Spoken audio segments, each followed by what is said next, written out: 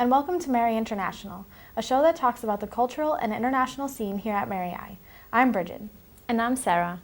Today we take a look at the International Society's trip to Northern Ireland, the process of studying abroad, and hear from some international students about their experiences at Mary I so far. In the past couple of weeks, most of this year's international students have used the weekends to travel around and explore different places in Ireland. The places that seem to attract students most are cities like Cork, Galway and Dublin, and the beautiful landscape at Cliffs of Moher or the Aran Islands. Especially those students who have come from countries further away, like the United States and Brazil, have used the chance to travel to cities in other European countries, like Barcelona, Rome and Oslo. But of course there's also lots to do in and around Limerick. Just after the autumn semester started, many of the new international students got to participate in Limerick's Culture Night on September 18th.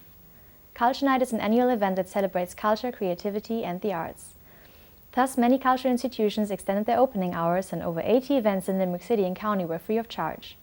Many of the internationals chose to go and see Limerick historical sites, like King John's Castle, and went on a guided walking tour of Limerick's medieval walls. Studying abroad is a great experience, and time flies by very quickly. Before coming to Ireland, there's a lot of planning paperwork to be done. Bridget got to talk to Ger Cahalan from the International Office about her work and experience with students from abroad. Mary Immaculate College is home to over 3,000 students, and with countless programs of study and a vibrant student body, it is no wonder that the college has attracted over 70 international and Erasmus students from across the world, with a majority coming from the USA, France, and Germany. While the foreign visitors are responsible for many of their own experiences at Mary I, they can always turn to the International Office for guidance, a friendly face, or just a chat. I got the chance to talk with Ger Cahalan, who many international students refer to as their Irish mommy, about her role in recruiting students and her experiences with them once they've arrived. Part of my job is to deal with the international students who come from non-EU countries. I deal with their accommodation, with their module choice forums, with anything, any questions they have at all. Like, I look after them straight away and I'm their first point of contact. Sometimes there are problems with homesickness. That's only to be expected. I'll always look out for students that are on their own. I notice these things, I suppose, years of experience. So I've been called Irish Mum. I know I have the hoodie to prove it there. The way I look at it is, I have two children myself. They're both in their 20s now. If they went away, as they did, I'd like them to be looked after well. So I think it's good for students who come here, first time away from home, that they have some place to go to and someone to talk to with any problems at all, no matter what they are. I've heard them all before, and we're always able to solve any little issues that come up. If there's anything I can help, I always will. In addition to the 53 international students on campus this semester, you can look for 66 new faces in the spring semester, as Ger and the International Office continue to build the international program here at Mary I. The Mary Immaculate International Society has been very active this year, holding meetings almost every week and hosting a bake sale earlier this semester. The Society, which is open to both international and Irish students, helps to integrate international students with their Irish peers, and also to help international students with traveling by sponsoring a trip. This year, Society Chair Claire Woodburn from the U.S. sent a survey to the entire Society to design their own trip, either foreign or domestic. After all the ballots were counted, the Society began to plan the trip to Northern Ireland, which was the most voted for by Society members. In order to fund the trip, the International Society depended on both Society fees and fundraisers. The first fundraiser was an international bake sale, which took place earlier this semester in the Tara building. The bake sale featured desserts from all around the world, including crepes from France, peanut butter-based desserts from the United States, and many others. After weeks of planning and fundraising, the International Society went on their first trip to Northern Ireland last weekend. The trip to Northern Ireland included transportation, 2-night stay in Belfast, and a trip to the Giant's Causeway. In addition, international students got the opportunity to visit other popular tourist destinations and activities, like the Black Taxi Tour and the Game of Thrones Tour. The Society is also planning a culture night for later on in the year, where students from across the world will prepare popular dishes from their homes for everyone to sample. If you have a taste for the strange and exotic, you can drop by and taste dishes from Brazil, France, Germany, the United States, and so many more countries represented by international students on campus this year. For more information about the Culture Night and the International Society, drop by the Student Union or find them on Facebook. Next up, We had a chance to talk to these very same international students about why they chose to come to Ireland and talk about everything from their experiences so far to their most embarrassing moments adjusting to a new country. Hi, hello, I'm Carrie Quinn and I'm from Philadelphia, Pennsylvania, United States of America. Oi, meu nome é Luísa e sou do Brasil. Bonjour, mon nom c'est Kevin. My name is Lena Farrell and I'm from the United States. Mambo, or habari zenu, jina langu ni Marzia.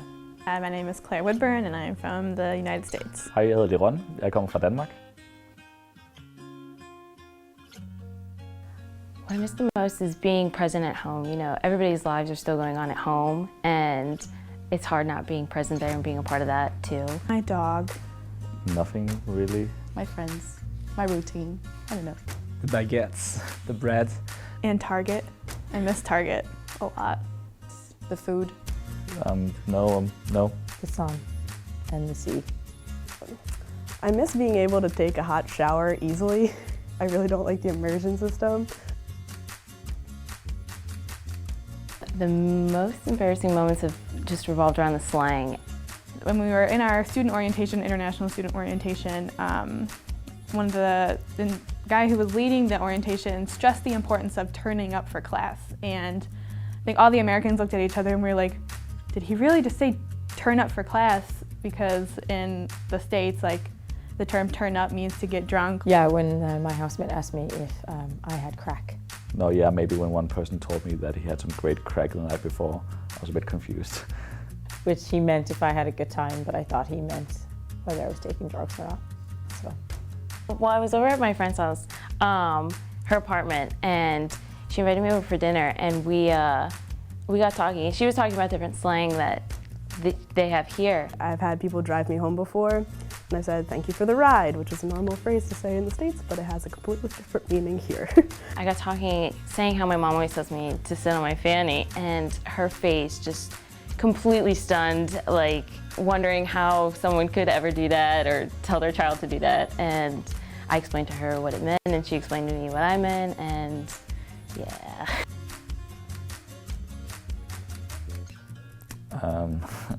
Beer. Pubs, maybe Dolan's. Ciders. I would take pennies. Take pennies home.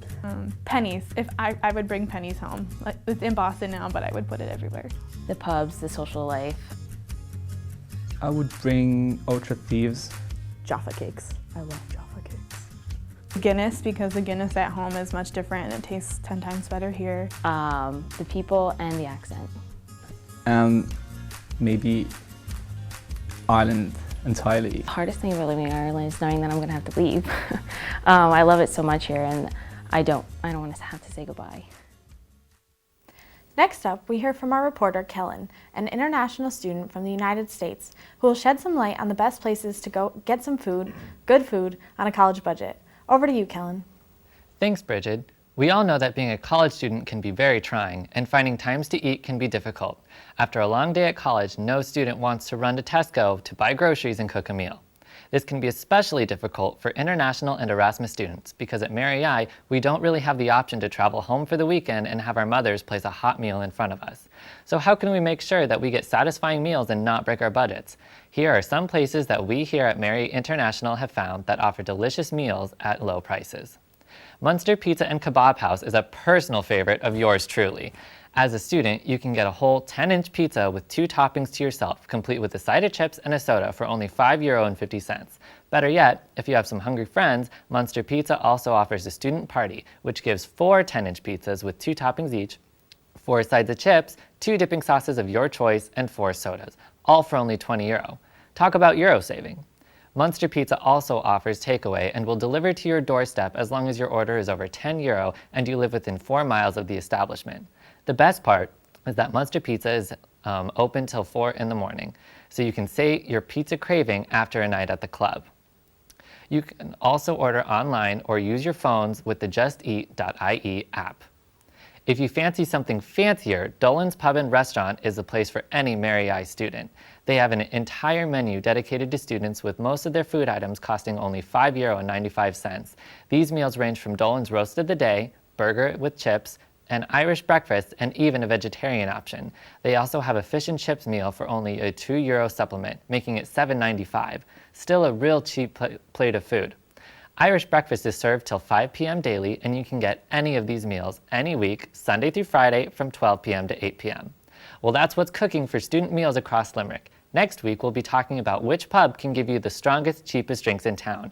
I am going to get back to my own pizza that I got from Munster, and Bridget and Sarah will take it from here. Back to you, Sarah. Thanks, Kellen. Every year, Mary Immaculate College hosts a large group of international students from all around the world. Although all the international students experience a similar process before and while staying abroad, there actually are two programs here at Mary I. Apart from the program for those students who mainly come from the United States and South America, there's the Erasmus program from students who live within the European Union. The program was established in 1987 and named after the Dutch humanist Erasmus of Rotterdam. Like Rotterdam, who studied in Paris, taught in London, and published in Venice, European students were given a chance to pursue their education abroad.